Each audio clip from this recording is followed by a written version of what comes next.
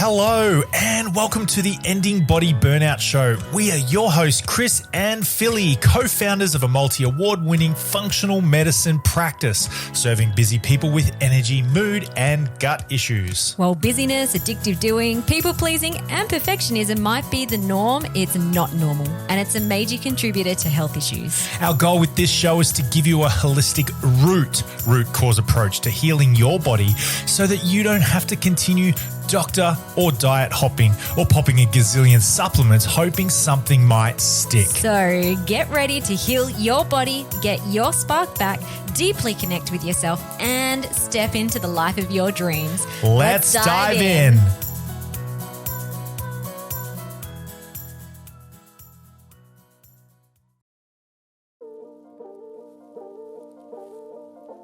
Hello, just a quick announcement before we dive into today's episode. My book, Ending Body Burnout, which I've been banging on about for the last 2-ish years, is finally being released at the end of October.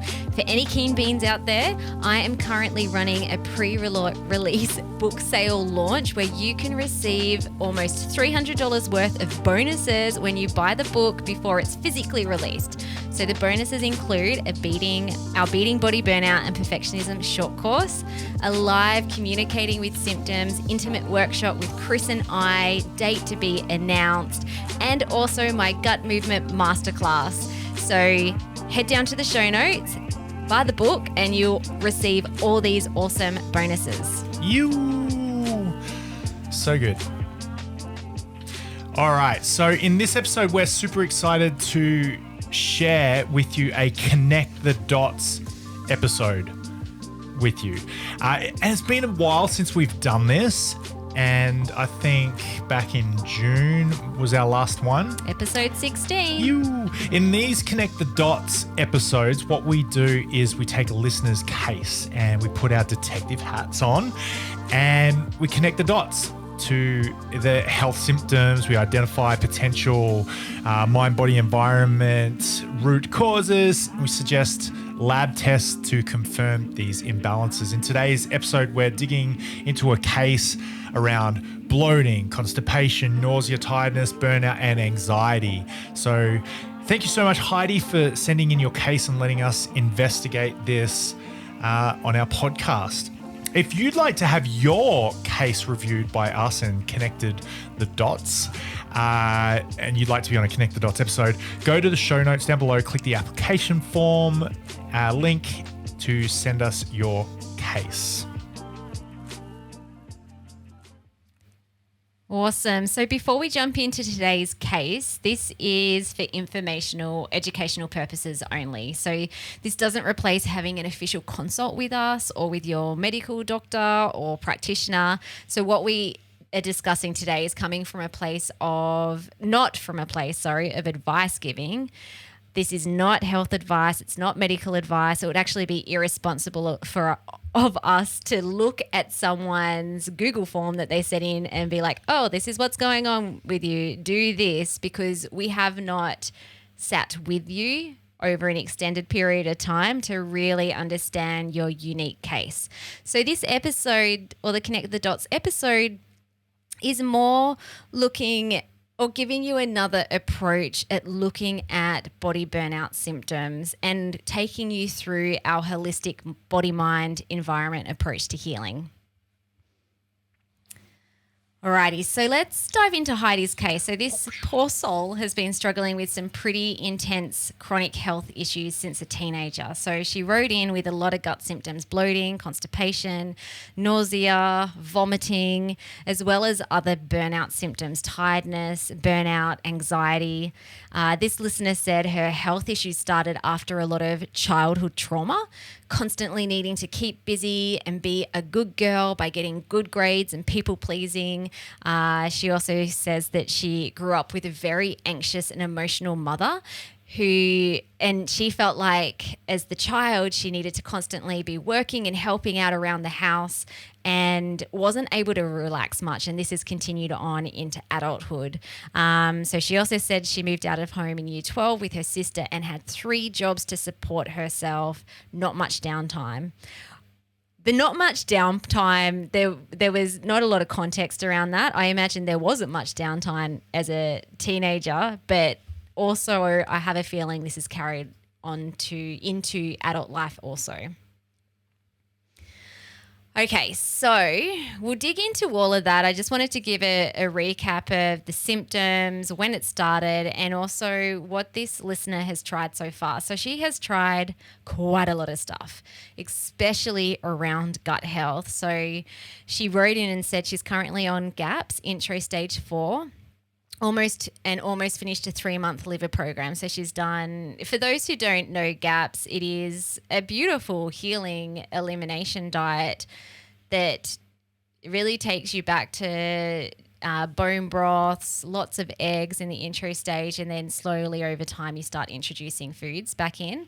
For some people it works amazing, but obviously for this lady, she isn't getting anywhere fast, and sounds like she's also deep into a liver program. So she says, I've been fully committed to the GAPS program for 5 months now. That is dedication. I've been 95% sugar, dairy, gluten-free, fruit-free, white carb-free, grain-free, and following the program. I have seen some reduction in symptoms, but it's not consistent.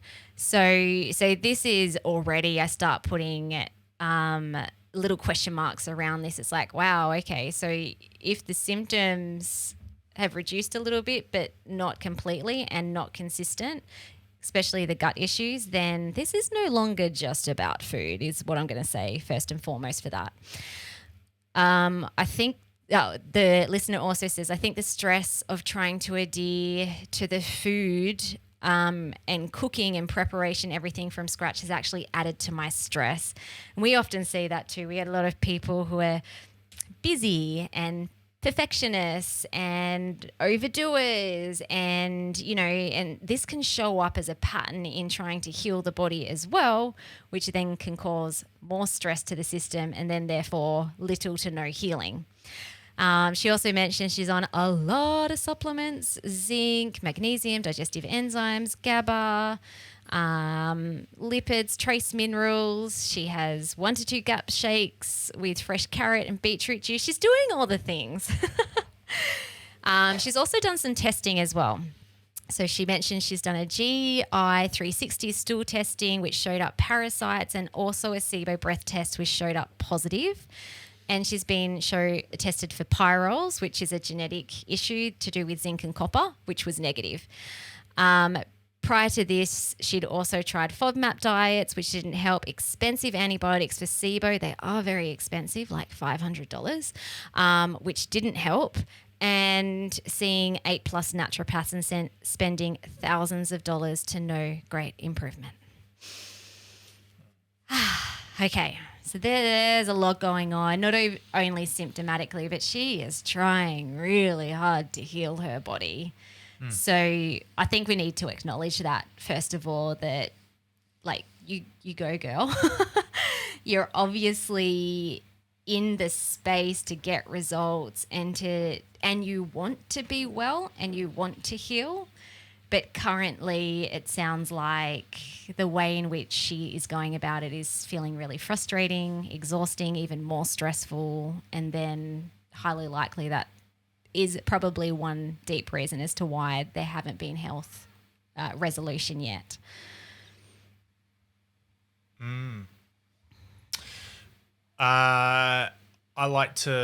My very first thought about when I first meet somebody or hear a case is just to listen to the way they speak about concerns and what's going on in their life.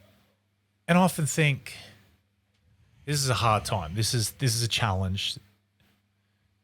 And one of the non-physical ways that somebody can get better is by just shifting the language and the way that they talk about their experience.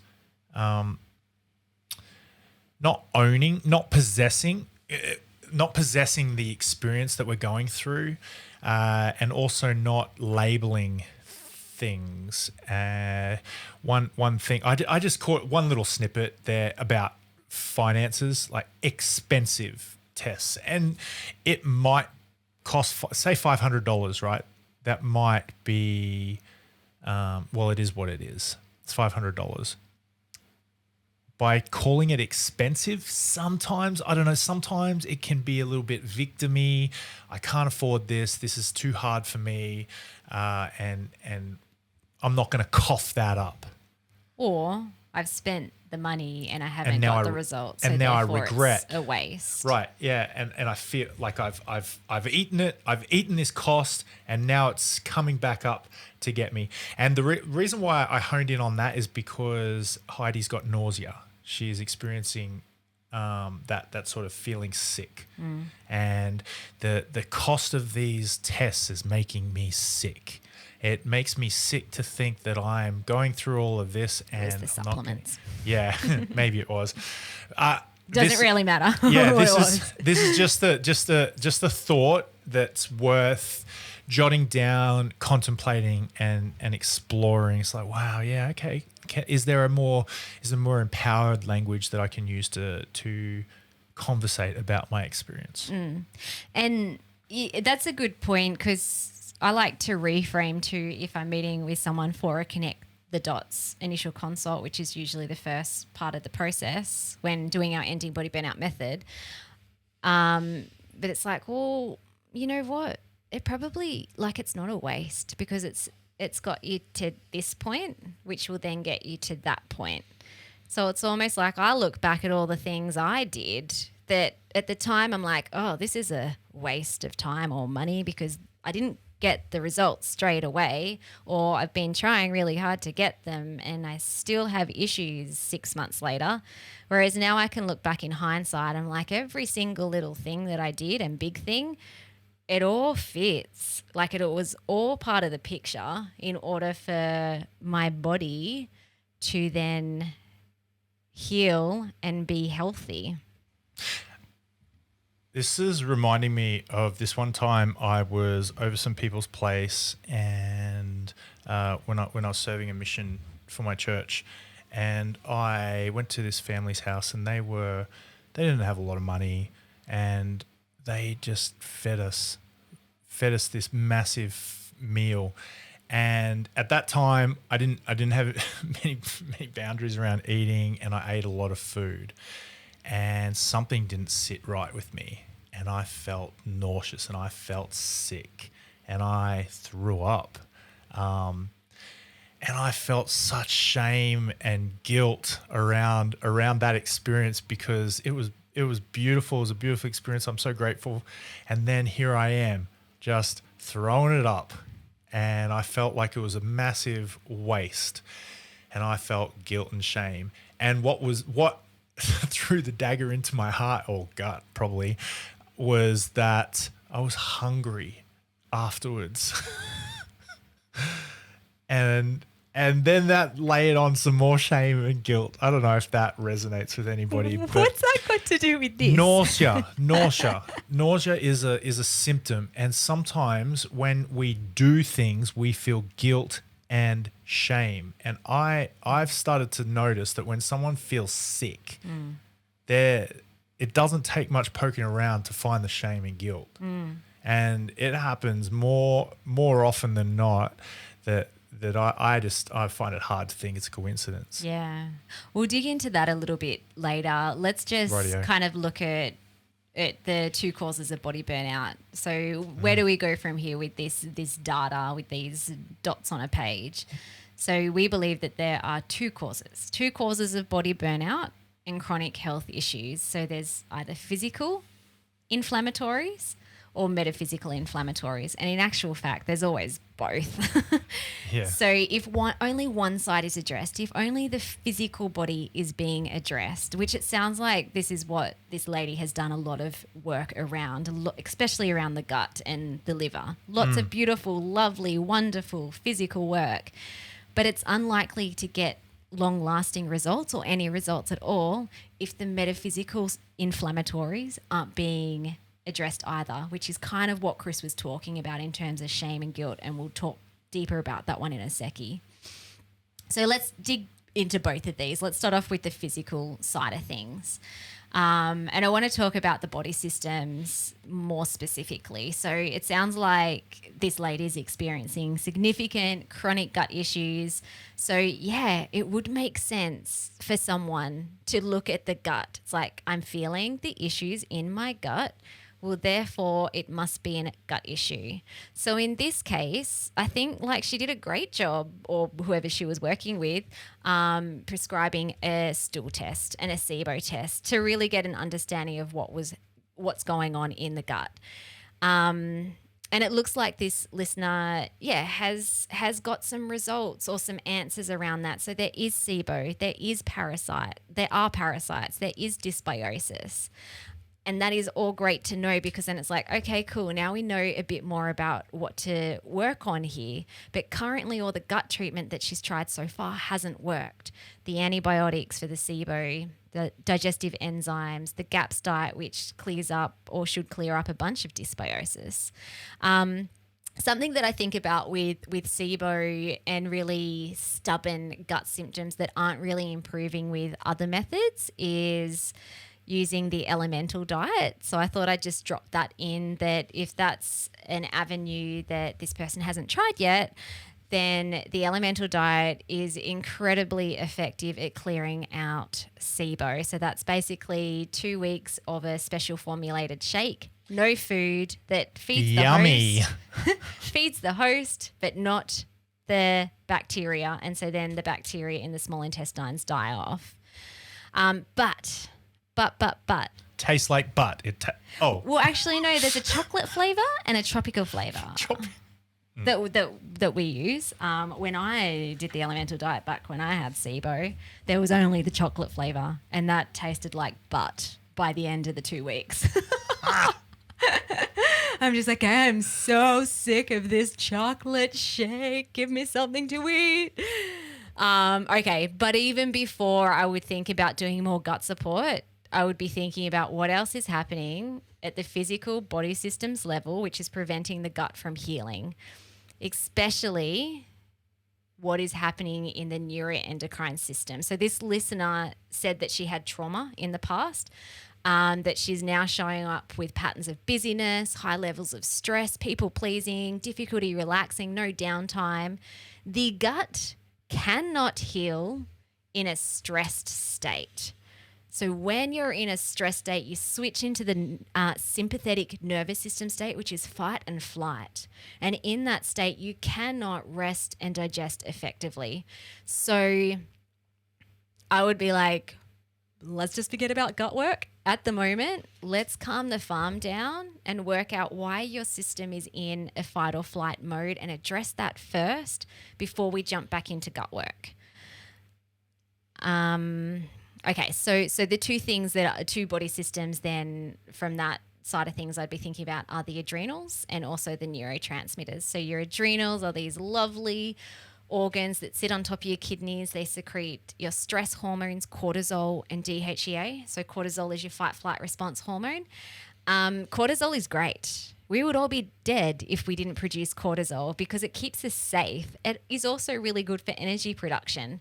But if you're not regulating your stress hormones, or if you've had a lot of chronic stressors, and that also could now be physical stresses as well as metaphysical stresses, as well as like trauma, and then like just day-to-day life living, then over time your hormones deplete and you just can't regulate yourself effectively anymore. So you'll always stay in a chronic state of fight or flight. So definitely be thinking about testing the adrenals. And then also the brain. So neurotransmitters that are really important to help regulate the nervous system, and just so important for every chemical reaction in our body, serotonin, dopamine and adrenaline. So adrenaline's a bit more like that cortisol. When you're experiencing stressors or inflammation, whether it's physical or metaphysical, your body is producing a lot of adrenaline, because it's the fight flight brain chemical as well. So it's like, I am not safe, I'm feeling stress, I'm feeling pain, something bad is about to happen, so I have to inject a whole heap of adrenaline to fight or to get out of this dangerous situation. And when I talk about dangerous situation, generally, you know, there probably was dangerous stuff in the past, and maybe there might be in they're present, but most of the time they're invisible, not real dangers. It's just that your whole body can't regulate very effectively now, and now everything feels dangerous. So I'd be thinking about testing the neurotransmitters, which we do using a lovely organic acid test that looks at your brain via your urine, which is just amazing. And the other body system I want to mention before we move on to metaphysical root causes is the other detox pathways. So she did mention that she completed a 3-month detox program. I am assuming that this was not based on testing, because it sounds like she's only done gut testing. So my first question would be, did it even need to be addressed? Like, maybe the liver's actually fine, all the detox pathways, but also maybe it's not. And then generally speaking, I wouldn't be trying to detox until the gut is healed. So one, I would actually do some specific testing. Do you need support with detox? And also what type of support? Because there are a bunch of different markers and different pathways in the body and different nutrients that support the clearance of toxins from the body, that may need different type of support. So potentially she might have been using the wrong types of supplements. And yeah, you generally don't really want to detox until the gut is healed, because one of the major ways the liver gets rid of toxins from the body is it dumps it back into the gut via the gallbladder and the bile, which, by the way, if there's chronic nausea, I also think that there potentially might be bile issues. So liver dumps the toxins back into the gut via the bile, and then you should be able to poo it all out. Now, if she's got SIBO and parasites and dysbiosis and things and constipation and things aren't going and flowing through the body as it should, then those toxins are just going to get recirculated back into the system, stressing the whole body out. And this is where I often see, not so much in our clinic because we do it in a very safe order when the person is ready, but I have seen a lot of other people get really sick when they're detoxing, and there's this kind of myth in the natural therapies that it's like, it's good to feel crap when you're detoxing, purge it, vomit, diarrhea, stay in bed for a week. I'm like, no, actually, like, yeah. This is starting to sound like high intensity physical. CrossFit? High intensity physical exercise. This is that version of that. It's like, no pain, no gain. If you're not detoxing to death, are you really even detoxing, man? Yeah, right? Yeah. Now, like, if any clients are listening and they're like, I got symptoms, generally, like, do you not like? Generally, like, most people do feel some sort of detoxing type symptoms, but, you know, it's usually mild. Like, for me, I remember I had a bunch of cystic acne show up on my jawline. Now, that's not fun and it wasn't pretty, but it didn't prevent me from mothering or working. I got a bit of a headache over my right eyebrow, and weirdly enough, my nose just excreted balls of oil. Awesome. But, you know, that's I feel like that is okay. If it's to the extreme where it's just like I can't sleep because I've got high anxiety and insomnia and I'm so itchy and I'm like vomiting and pooing out everything, then not good. Yep. Okay. Metaphysical? Yeah. Well, also just really quickly, just from a physical inflammatory. So I really just kind of touched on the body systems, but then I'd also be thinking from a physical perspective, what else is happening in the lifestyle, in the environment? So is this person still using environmental toxins, maybe in skincare, cleaning products, because that's going to put more stress on the body? Is the house moldy? May there be some EMF sensitivities? What's her sleep like? What's her lifestyle like? Is she moving or not moving too much? So they're the type of things that we'd be thinking about from a physical inflammatory perspective. Metaphysical. Yay! Chris is like, come on. I'm on the edge of my get seat. through the science. I love the science. Okay. By the way, metaphysical is science as well. It is absolutely science and structure and process and research backed. So like, okay, so not research back. This next thing I'm going to say is more about inner contemplation and soul searching. So there's a saying, as within, so without, as above, so below. And I think when I help someone with physical pain, say when I was doing massage, someone comes to me with a pain in, let's just say a pain in the back, lower back. It's the issue is rarely at the specific site of the pain. It's rarely that. And there's a saying to go upstream, downstream. So you go look above and you look below. And then first off, you go within. You go as close to the center as you possibly can. There's an analogy here. So as above, so below, as without, so within, upstream, downstream. So upstream, downstream, conscious. What are you aware of? What are some things that straight up are coming to the surface? Let's talk about symptoms. There's these symptoms. So we've got constipation, tiredness, worried, anxiety, bloating, anxiety, burnout, all that sort of stuff. So I think, okay, now what's underneath all of that? Every behavior has a belief underneath. Constipation is a behavior. It's a behavior of the body. Sometimes, mostly all the time, there might be some sort of unconscious messaging in there. And what is that? What's constipation? Constipation could be refusal to let go of old ideas, hanging on to your crap, right? Stuck in the past, stinginess, all that sort of stuff, tight-waddedness. Then you've got tiredness as a symptom. That's what you're aware of, but what's underneath all of that? What sort of beliefs are underneath that tiredness? Are you investing your energy in things that have little to no value to you? Are you over prioritizing the urgent things and not so much living a value-driven life, purpose-filled life?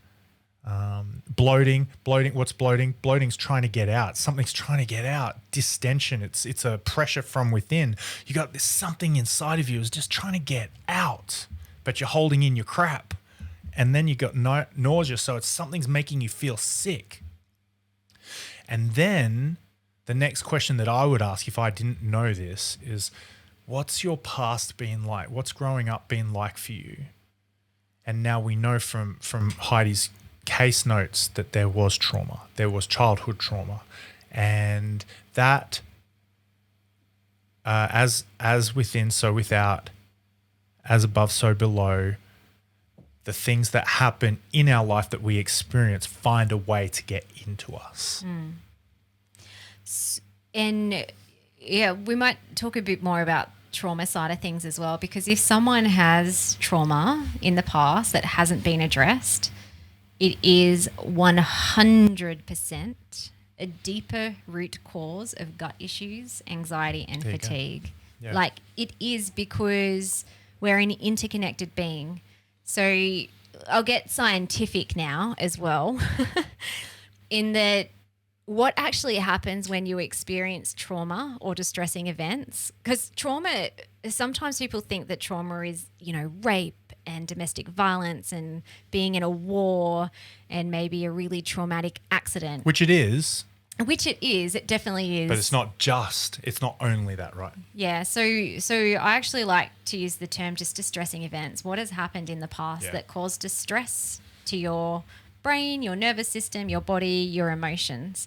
And sometimes the distressing event can be, if you look back and it's just like, oh, that was really innocent. Doesn't that happen to every child? I just had a normal, happy upbringing. That was fine. But as a child, we're egocentric. So which means that everything that happens means something about us. And children have a limited capacity to process and make sense of things from, an adult perspective or a rational perspective. So we have little girls, well, they're growing up now, but our youngest is 8. And the smallest thing can cause major distress for her because she's internalizing everything. Everything means something about her. And generally when you experience something negative, you make it mean something negative about yourself.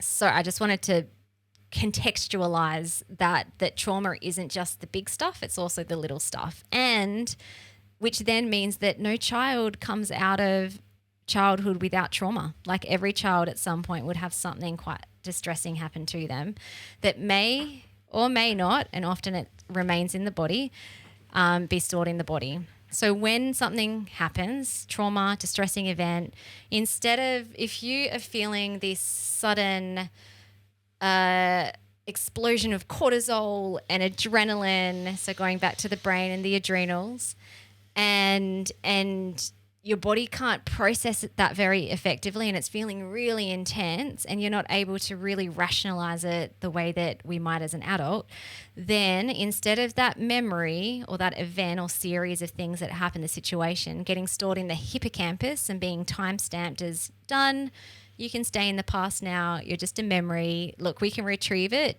but it's just neutral.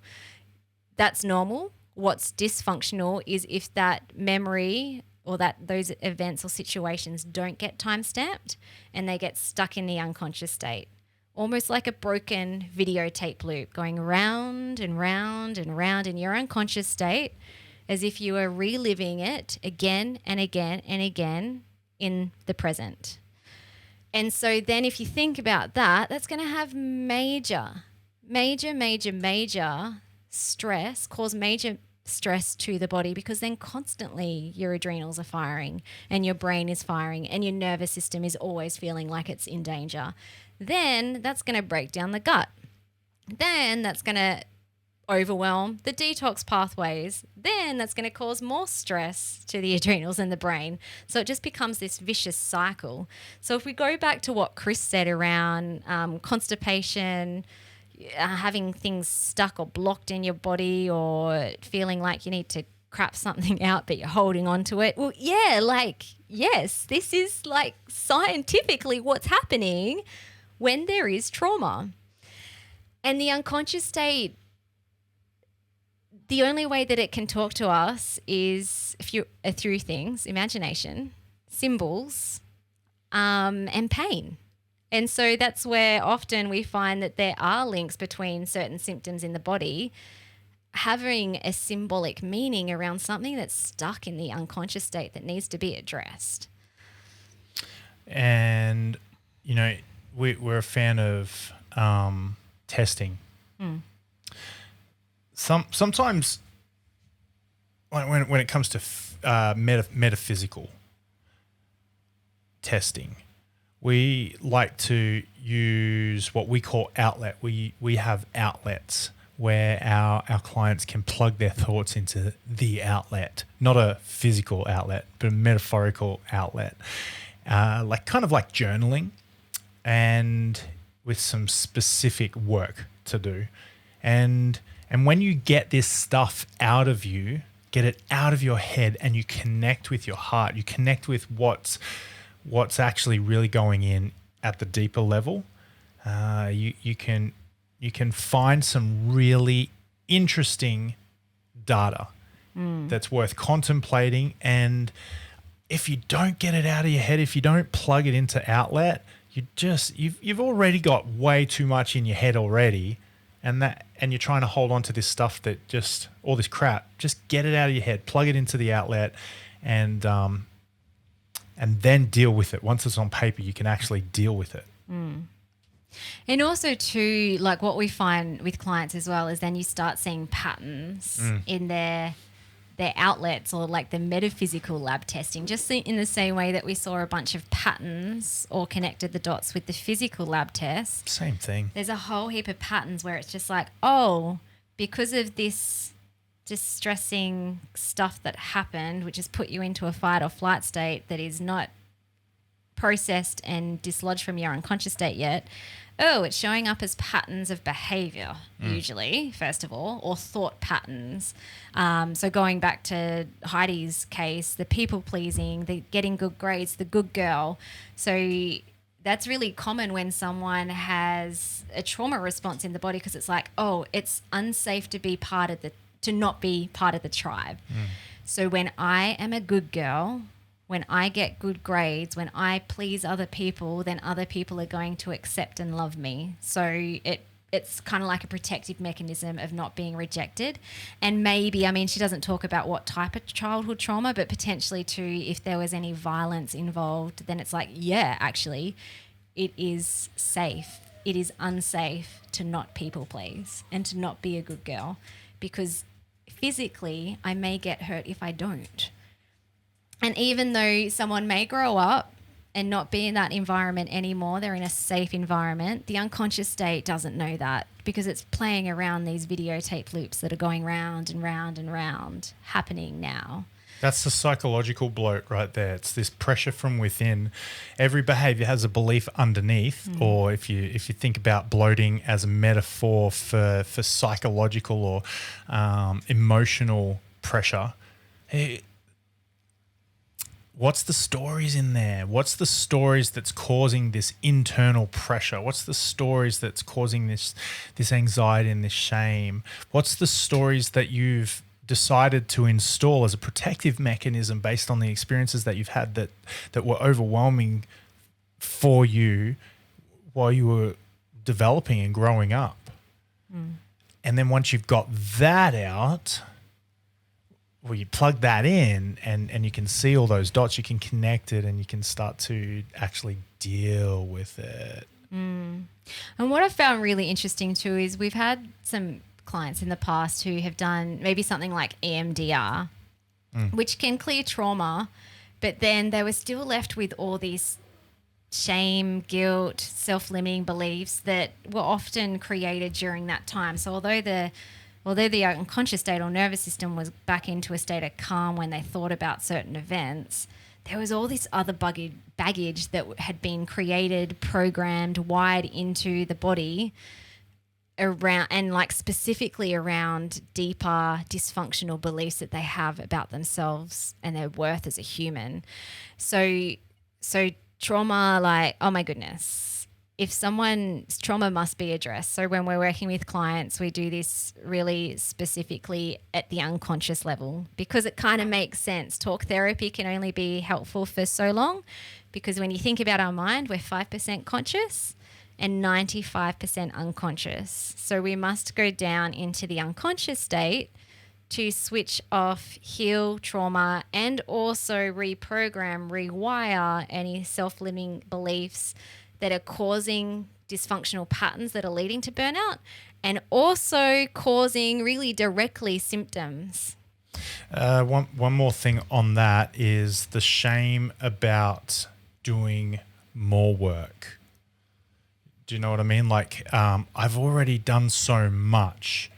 That's almost like there's a little force field that just got put up when you say that. There's a little energetic, or I'm thinking of Star Wars or something like that, like a deflector beam.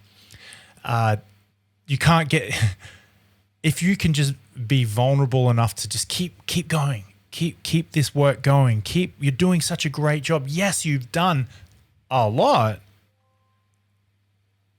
Can you do more? And if you're still experiencing symptoms, then there's still more to do. Right? So yeah, you've done a lot. Good job. Keep going. What's the leftovers?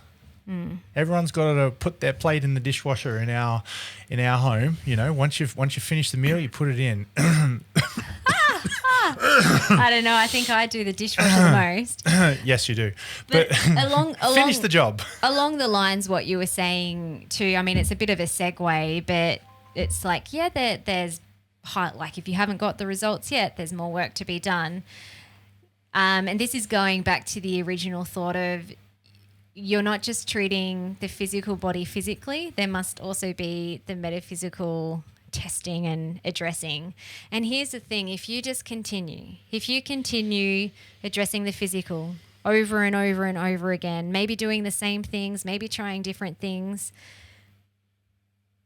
and there's stuff stuck in the unconscious state, it's not going to get very long-lasting results, and it can actually cause more trauma because your unconscious mind feels like it doesn't matter yet again if you aren't listening to why the unconscious mind is sending you messages via the body to get your attention.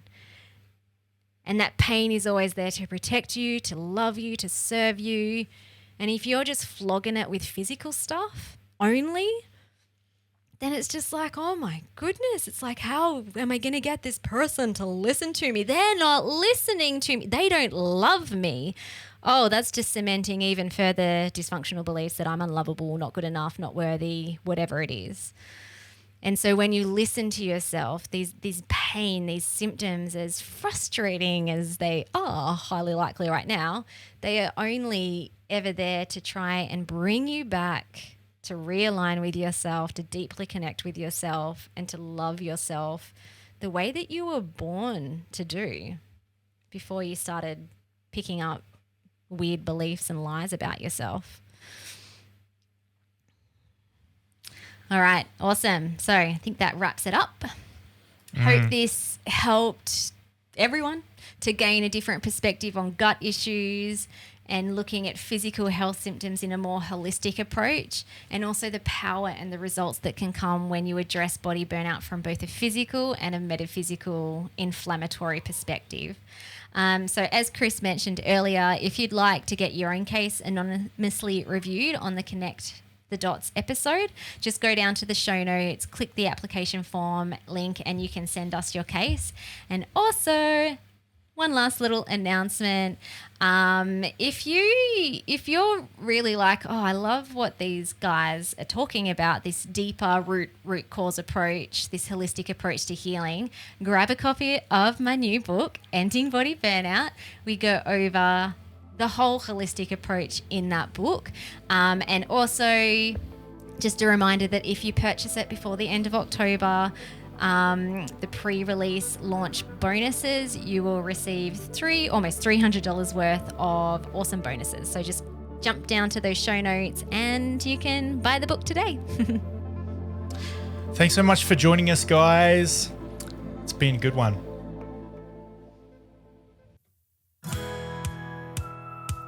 Thank you so much for listening. We so appreciate you. If you'd like to give us extra smiles, drop us a review and spread the love by sharing this episode. You can also rate your own state of burnout and the root cause contributors by taking our Ending Body Burnout assessment on our website. And if you're interested in learning about our group or one-on-one Ending Body Burnout programs, shoot us a DM via Instagram or Facebook. Have the best day ever.